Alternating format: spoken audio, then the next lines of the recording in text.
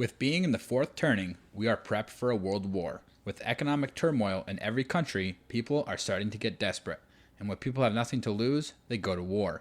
When the U.S. left $7 billion worth of equipment in Afghanistan and gave away a majority of our Stinger and Javelin missiles to Ukraine, we severely took a loss in equipment to wage war.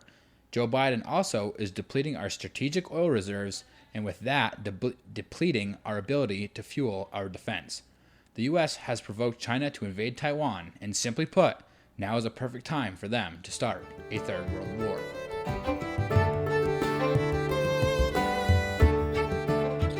Hey, so welcome back to Crossworks Media. This is Clayton, and you just heard from Javen. Before we actually get into our episode today, I just want to tell you guys to make sure you guys subscribe to the show, because if we look at our analytics and it tells us that only 70% of the people that watch us aren't even subscribed to us, so like, what the heck are you guys doing? Get on it. You guys don't even care about us. But This is true. Yeah. But so we'll just hop right into it. And so as you guys know, this week, U.S. Speaker Nancy Pelosi landed in Taipei on Tuesday, which was the significant show of support for Taiwan despite China's threats of retaliation over the visit. Pelosi's stop in Taipei is the first time that a U.S. House Speaker has visited Taiwan in 25 years. And I think the last person who visited was Newt Gingrich or something like that in like 1990s. Yeah. Her trip comes at a low point in U.S.-China relations, and despite warnings from the Biden administration against a stop in Taiwan. So like the whole thing was Taiwan. Pelosi was doing this whole like East Asia trip. Like she was going to a bunch of different countries. I think she went to like South Korea, Japan, a bunch of different places just to, I guess, tighten up some relations with those countries. And it was, stated for a while that she was thinking about going to Taiwan. And, obviously that's big news, especially because, I don't know, would you say our top enemy or Is one China? of the top? Would you say top? It is the top. I would say the top enemy is China. And obviously, as you know, that China actually thinks Taiwan is their, they think it's their property. And so obviously it made pretty big headlines when Pelosi did land in Taipei, which was actually against what Biden wanted, because for some reason Biden he's pretty buddy with CCP, and what's really weird is that you have this John Kirby who's like one of the head guys in the Pentagon, and he's coming out and saying that the Biden administration does not support Taiwan independence. But then you have Pelosi like coming out and saying that, this is such a big thing, and I'm just out here to show American support for Taiwanese independence. So like, it's pretty bad when our government can't even, get their messaging right, when you have one side saying that they do and one side saying that they don't. So, we don't have a government who's actually taking a hard stance either way. And so it just makes us look pretty weak. And when she landed, what her statement on Tuesday was that right here we're saying it visit honors America's unwavering commitment to supporting Taiwanese vibrant democracy, which obviously goes against what Joe Biden and his administration was saying. And as soon as she landed, obviously before she was landed, China was coming out and saying that she was gonna, if she came, that they were gonna like blow her out of the sky or something like that. Yeah. She came with a fighter escort. Well, they said it like, I think hypothetically. Yeah. Like hinting pretty hard, and it was more just like doing like the sword, the saber rattling, just to like, don't come over here, we'll blow you up. The sword shaking. Yeah. But it was like a news organization or something, so it wasn't. But the news organizations State over there funded. are like state funded. It's pretty much just a mouthpiece of the CCP, which of course, if you guys don't know, the CCP is the Communist Chinese Party.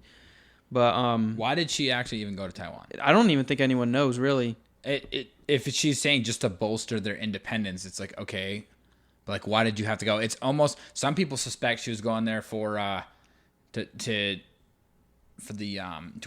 whether she should invest into The semiconductor chips. Yeah, because that's a big thing that America's going for right now, which we'll get into later. But so when Pelosi landed, China responded by announcing military exercises with bellicose rhetoric, warning that the speaker's visit has a severe impact on the political foundation of China-U.S. relations and seriously infringes upon China's sovereignty and territorial integrity.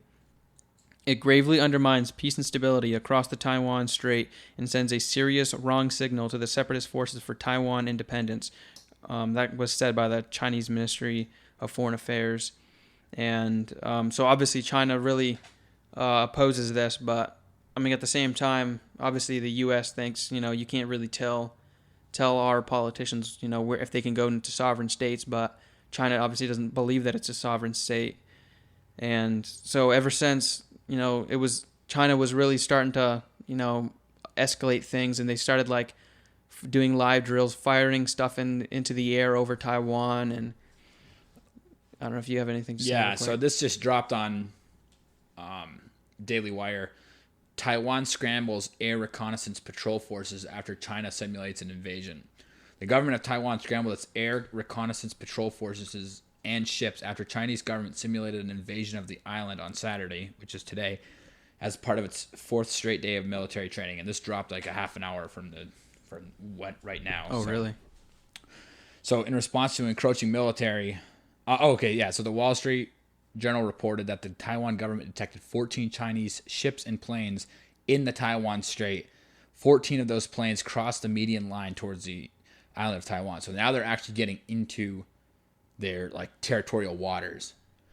So, well, even on Tuesday, Taiwan's Ministry of National Defense said that 21 Chinese warplanes made incursions into its air defense identification zone. So, yeah. I feel like they're going... Wow. What the heck was that? Sorry, that was my iPad. I was looking up. But anyways, the video started playing. But I really do think that China's going to invade Taiwan. Yeah, I mean, it's been thought of for a long... They've been making plans to do this for a long time. I mean, it's almost... But, I don't know, the only thing really holding them back was how we're constantly funding them. And, I mean, we really can't let Taiwan go to the communists. But yeah, so the Chinese planned drills set to run from Thursday to Sunday. So I mean, they're having military drills set over there, and I've seen on Twitter how there's videos of ballistic missile tanks and everything being driven across towards the shores where they can face Taiwan. And the biggest reason why it's so embarrassing for China is because obviously they believe that this is their land, and one of their biggest enemies, U.S., is going over there, kind of in a symbol that we support their independence from China. And so the thing is, they don't want to escalate things in a way they can't control, because at the same time, they can't send a signal that shows that they're too weak, because they're obviously, putting out such bellicose remarks about how they're going to, blow up our, third in line for the presidency if Biden and Kamala goes down. But then she just flies in anyways with fighter escorts and flies out and nothing happens. So right now they're probably pretty embarrassed. Yeah, and so right now with these military operations, they're essentially quote unquote not invading, but they're surrounding Taiwan. So there's no planes getting in, there's no ships getting in. So they're kind of choking them right now. And I think what they want to do is they want to provoke Taiwan to attack first. That way they're justified. You know what I'm saying? I really think that's what they're doing. That's why they're sending the missiles so close. That's why they're encroaching. Because then if they get attacked, and then it's legal per se to defend yourself. You know what I'm saying? So also, this is from Reuters, as today again, that the deputy head of Taiwan's Defense Ministry Research and Development Unit was found dead Saturday morning in his hotel room, succumbing to a heart attack. And they say that there's no signs of poisoning or whatever, but still. So this is a pretty big, maybe morale, not like a slash to the morale. It can be, but I think that China wants to take the resources and the people of Taiwan and re-educate them, incorporate them into China. And with China's economy is taking kind of a falter right now. So if they can take China or Taiwan, incorporate them into the CCP, Taiwan's a fairly large economy. That would boost their GDP that would boost their population, their exports would be. We would rely on China for all these advanced semiconductor chips, and China would almost have a monopoly on these small, powerful chips. Other countries, including us, make a ton of these chips, but Taiwan makes I don't know if it's the smallest or whatever, like the best chips you can get. The most advanced ones. Yes. Like America, like everywhere else can't even match what Taiwan does. Taiwan makes 92% of the most advanced chips in the world. I think nobody comes close. And so like obviously that's why China wants to get over there, but the whole thing is that if they actually do attack Taiwan, then like Taiwan does have the ability where they can just fry all their plants and everything, and all the technology and all is disappeared. That's why China and stuff is actually building up infrastructure so they can build like the most like basic chips. But I mean, the most basic chips, you can still do quite a bit with those things. Right. And so I think another thing too is we buy, and it's not publicly known how much chips we get from Taiwan. But I mean, look at these laser guided bombs, missiles, jets, helicopters, tanks. They all use these very advanced little microchips. And if 92% of them, the most advanced ones, come from Taiwan, I'm sure most of our military stuff is powered by Taiwanese semiconductor chips. Yeah, so Taiwan is not a Ukraine situation. Like we have an actual interest in defending Taiwan. Yeah, the only people who had an interest in Ukraine is like all the people who launder money over there, all our politicians. Hunter Biden. But so, and obviously, is it worth going to World War III over? I don't think so. But there is a vested interest in Taiwan putting up such a fight against West Taiwan. And and us helping. And one of the biggest reasons why China actually they have to snuff out this light of like democracy that's right on their shores, is because if you guys know a little about history, that like you could actually say that the government of Taiwan is the true government of China, because the government of Taiwan, like, during like World War II, there was, but even before there was World War II, there's a lot of infighting between the communists and what was the Republic of China. Yeah, the Republic of China. And they're still called that. Yeah, and they're still called that. And there was a lot of infighting before like the Japanese attacked, and it was like Chiang Kai-shek and stuff was the head of the Republic of China, and the communists were fighting between each other, and then the Japanese ended up attacking, obviously, before World War II, and the communists, of course, little slimy, heartless, I can't say the bad word, but ended up they were going to join together with them and fight against the Japanese, but they were really dirty about it, and a lot of times didn't show up to the battles, so the Republic of China lost most of their troops and everything. And so once all that stuff was over, the communists were able to chase down the Republic of China troops and government, and ended up chasing them out of China, and that government set up on Taiwan. So this is like the last shining light of what China used to be. And like this is the true. A lot of people believe this is the true government of China, and so they need to wipe them out. You can't have that. That completely different system right on your shores, and that's why the whole thing with Hong Kong. Where Britain used to reside over Hong Kong, and there was that whole thing where they were going to give it up, and I forgot what year it was, but that's why Hong Kong. There's supposed to be what do they say, like one country, two systems or something like that when they refer to Hong Kong, because it's supposed to be like a capitalist city. But the United Kingdom didn't they not necessarily own Hong Kong, but they were. No, they owned Taiwan and they gave up Hong Kong, but they gave it up, and then it was like, you guys can't have it until like this 50 years or something. Yeah, like 50 years or something like that. And then now, they still say, Hong Kong, they're a little different, but was that already 2 years ago when they took over Hong Kong? Yeah, I was actually just talking to this lady who lived over there, and she said that down in Charleston, she was saying that she actually had to get pulled out of there because it was getting that bad. Like there's neighbors spying on neighbors, so like Hong Kong has fallen. Like it's not the shining city anymore. And now that they got Hong Kong, they need to get Taiwan, and they need to wipe that thing out because they can't have their citizens looking at a democracy right across the the waters from them. Yeah, and I think a big thing too with China is they're a rising economy. Their Belt and Road initiative is in Africa and in the Middle East and all over in South America. So they're a huge competing, economic power to the United States, and they steal all of our research and development. So they can have nice stuff on a cheaper budget. But so when you have two big economies, competing economies, they usually go to war for influence. You know what I'm saying? Because you each feel like you're getting stepped on, and China hates America, and we have all these stupid news nowadays of the woke leftists and stuff, trying to trans the kids and all that stuff, and I'm sure China is just playing this stuff up like America is a horrible place, because I mean, to be honest, in some places it's pretty terrible, so people will be like, well, when China sees a glimpse of real democracy, they'll turn. No, they won't. No, they won't. Like, they know that we have a democracy. I'm sure China tells them that they have a democracy, and they probably twist it in a way that it's terrible. Because in a way, it kind of is. When you have a true and free democracy, this stuff happens. You look at any sort of true democracy, like corruption starts to come out of it.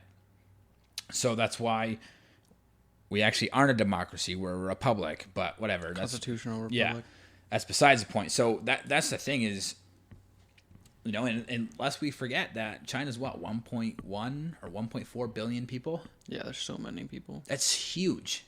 And the United States is 335 million. And I don't even think we have the capability to wage a war with China. If they take over Taiwan, what are we going to do for any of our modern technological, missiles and stuff? And like I said at the intro, they gave so much stuff to, I think, in Ukraine. They billions. Yeah, they have to start ramping up production for the Javelin anti-tank missiles and the Stinger man-portable air defense systems, and it's going to take like 2 or 3 years for them to start really churning them out, because these are technological weapons.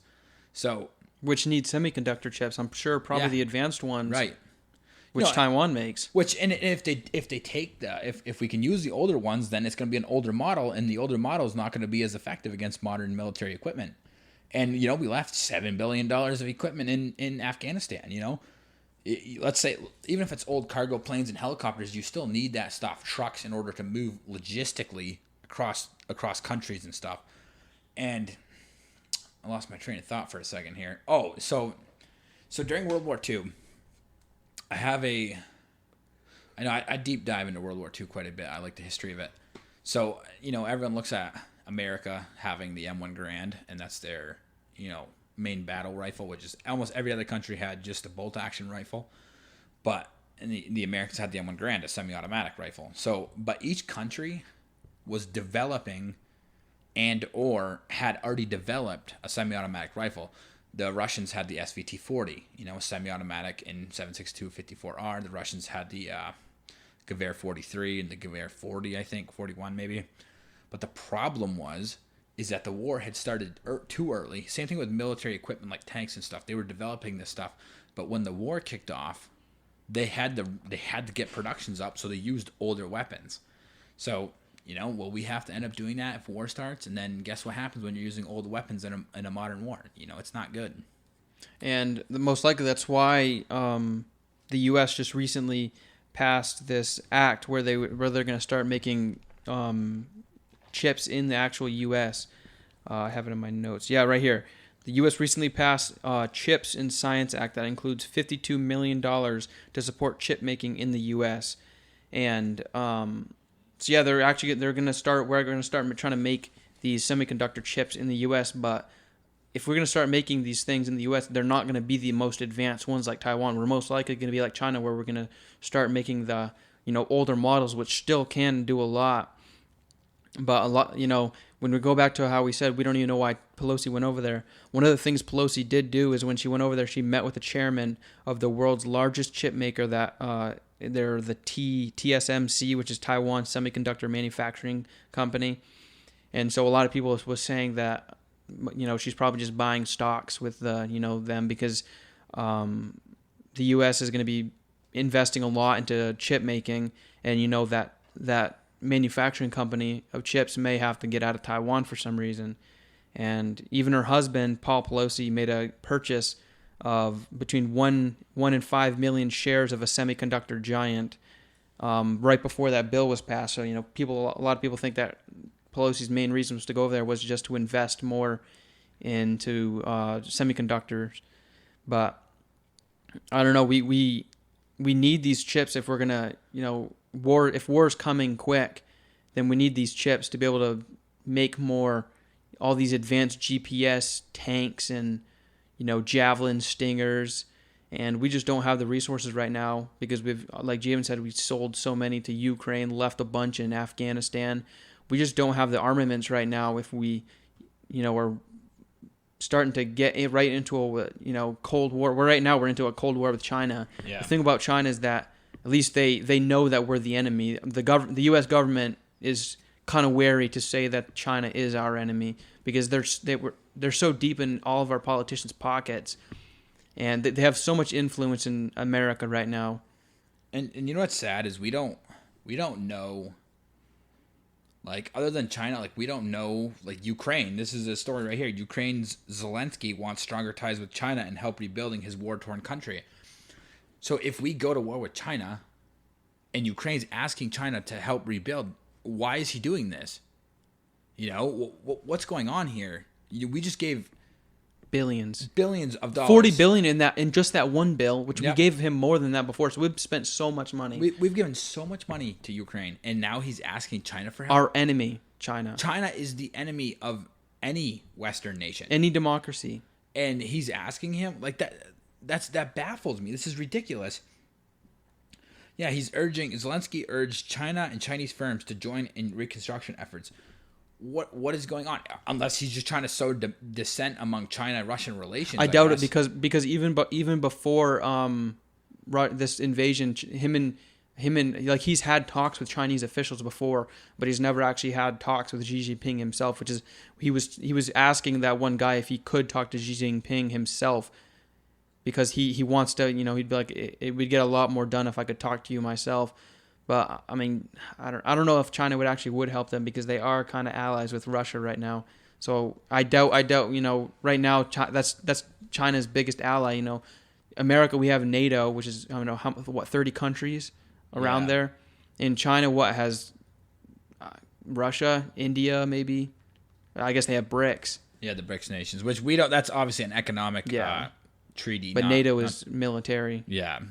So no, I mean we don't know what the battle lines are going to be for World War III. It's like the same thing in World War I. Like we didn't know which side to be on up until like we started fighting. And we didn't. Well, World War I we didn't get until 1917. Yeah. Like ended in 1918. Yeah. Yeah. So we didn't get into late. And the thing is, guys, we could be in World War III right now. It could be the beginning. Yeah. Yeah. Like in 1939, we didn't know that when Germany invaded Poland, that was the start of it.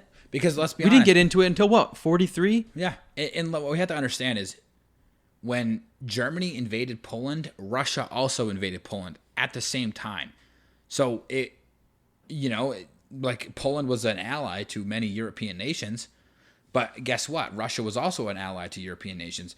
Like the United Kingdom. The United Kingdom vowed to defend Poland if they got attacked. Well, guess what? Poland got attacked. Nobody defended Poland because Russia attacked.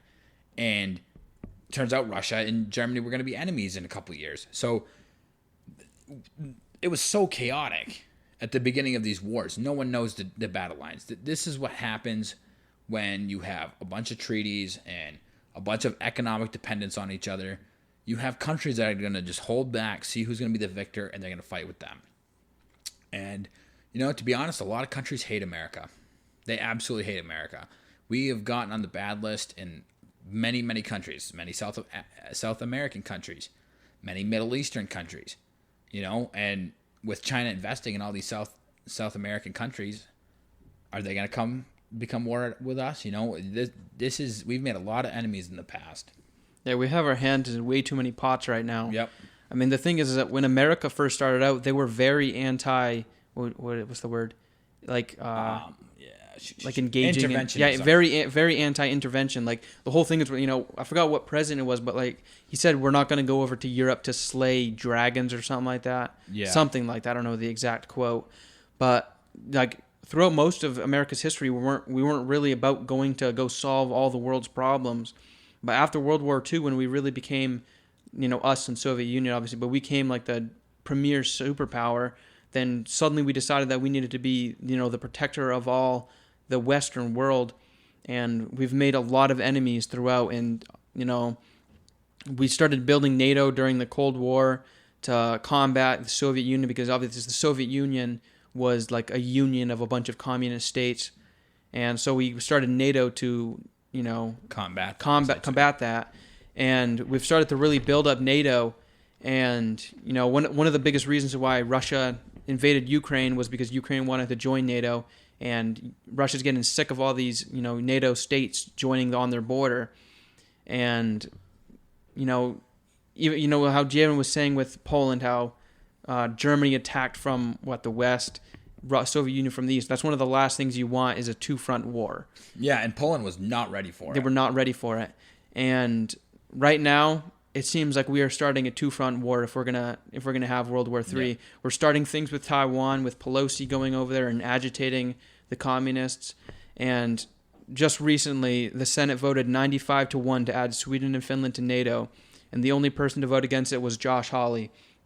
And what is it? Russia said that if we invite NATO and Sweden Sweden and Finland into NATO, that they were going to start moving nuclear weapons up to the Finland Russia border. And so I'm sure Russia is not very happy with us right now. I think right now 20 nations have voted to include Sweden and Finland into NATO. And so I don't know, right now it seems like Finland and Sweden are going to be joining NATO, and most likely this will be a two-front war, just be like kind of like World War II, where we're fighting in the Europe, and we're going to be fighting in the East China, Asian Pacific. Yeah. And what's sad is, if World War III is coming, you almost do want Sweden and Finland. So you're stuck between a rock and a hard place. Because let's say you're like, we'll keep Sweden and Finland out of NATO, and Russia invades Sweden and Finland, and then they take over Sweden and Finland. And then it's like, okay, will they stop there? Or will they invade more and more? And if Russia declares war on NATO anyways, right off the start, it's like, well, we should have just had, Finland and Sweden in it. Or if this war turns into World War III, you'll look back and be like, wow, we should have just sent military equipment right to Ukraine. You know what I'm saying? But that's the thing, is you don't know. And I always lose my train of thought. But anyways, so in Russia, Russian state TV always talks about nukes. I think we're getting pretty close to seeing some nuclear blast here, and it's not even like the old nukes. It's like, what do they have? The strategic nukes now. Yeah, they got nukes and everything. They got nuclear submarines. They got multiple re-entry launch vehicles that can wipe out the entire eastern coast of the U.S. And they said they'd nuke London first, and they don't care. NATO is NATO. They don't care about country or anything. And and China's, they all have hypersonic missiles, and the United States doesn't have hypersonic missiles. You have China building super aircraft carriers, and we're gearing up for it. And the thing is I'm sure that Russia and stuff, they think that the whole point of this NATO and stuff is to create this new liberal world order that all these big wigs in the World Economic Forum talk about how we're going to create a new liberal world order. And so I'm sure Russia really thinks that we're trying to purposely take them down, and we just continue to just add more nations that right on their border, and it's it's going to piss them off. And I'm not a big fan of Russia, but I'm really anti-war, and I really do not want a war. Yeah, and you can't blame them for invading Ukraine. Look where the United States has been in freaking every country in the world. We've destabilized so many countries, and Yemen, the Middle East. We've even been in Iraq, Afghanistan, Panama, Iran. All those places. Iran's our enemy, and they have F-15s. How did they get American F-14s? Maybe they even have F-15s, because we used to be an ally with Iran. We destroy everything. So anyone who gets mad that Russia invaded Ukraine, it's like, come on, we've done it. We've done it ever since World War II. And there was just this thing I was listening to on some podcast, and this guy was saying that they were talking to the CIA agent. It was some interview, and I'm sure you heard. I think it was Michael Knowles or something that was talking about it.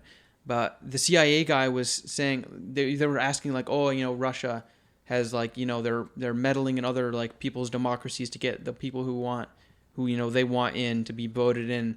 And the guy was like, has the CIA ever done that? Yeah, we've done that like back then. We did that quite a bit. And he's like, what about now? He said something like, oh, we haven't stopped it really. So like, I think it was just in Pakistan. There was like this Imar Khan or something like that. Yep. That like got like voted out. But everyone in Pakistan has been like saying that the guy who got voted in is an American plant, and they're rioting over there right now because they're saying that America is meddling in their elections and everything. Well, we meddled in South America's elections constantly. We always are propping up new candidates and pulling and creating coups in countries, and it's just sick. I mean, John Bolton, or was it John Bolton? Was that the guy? Trump's like advisor or whatever. I think so. Who said that like, yeah, I've had coups started in other countries, and January 6th didn't look anything like it. The guy openly admitted to starting coups in other countries. So I don't know. You can't blame Russia, and I guess we'll see what China does. They're doing their military exercises till tomorrow, and maybe we'll see an attack. Hopefully not, because the world will change. That will change. Ukraine was, it was a bump in the road, but Taiwan, if they get invaded, you think there was a chip shortage was bad during COVID. Well, get ready. Chip shortage from that would be a lot bigger problem. But you really wonder what the whole point of Pelosi's trip was, because, I mean, if anything, it's only gotten worse for Taiwan. They didn't gain anything from Pelosi going over there. Ever since Pelosi went over there, what was it? Right here, yeah. There's been an escalation of Chinese military into Taiwan. They've announced economic penalties. Taiwan will no longer be allowed to export fruits and seafood from Taiwan to China. So there's a big economic loss right there. And China's immediately suspending all of its export of natural sand to Taiwan, which is a key component of semiconductor chips. So that's another economic loss. Yep. So, I mean, they gained nothing from this. What did they gain? What was the point of the trip? Maybe she just went there to tell them, hey, prepare for war. It could have just been like, they know that China's, getting ready to attack, and so they just wanted like the one last, like, we stand with you guys, and we're going to let you go. Yeah, and you know what? Military intelligence is pretty smart. They told Ukraine that Russia was going to invade before they did. And I'm sure that's what they're telling them right now. So I guess we're going to see what happens. So, yeah. Anyways, guys, thanks for listening. Like, subscribe, leave a comment, and pray for this world. Yeah. And you know what? If you're a Christian, you have hope beyond this life. So just remember, folks, the cross works.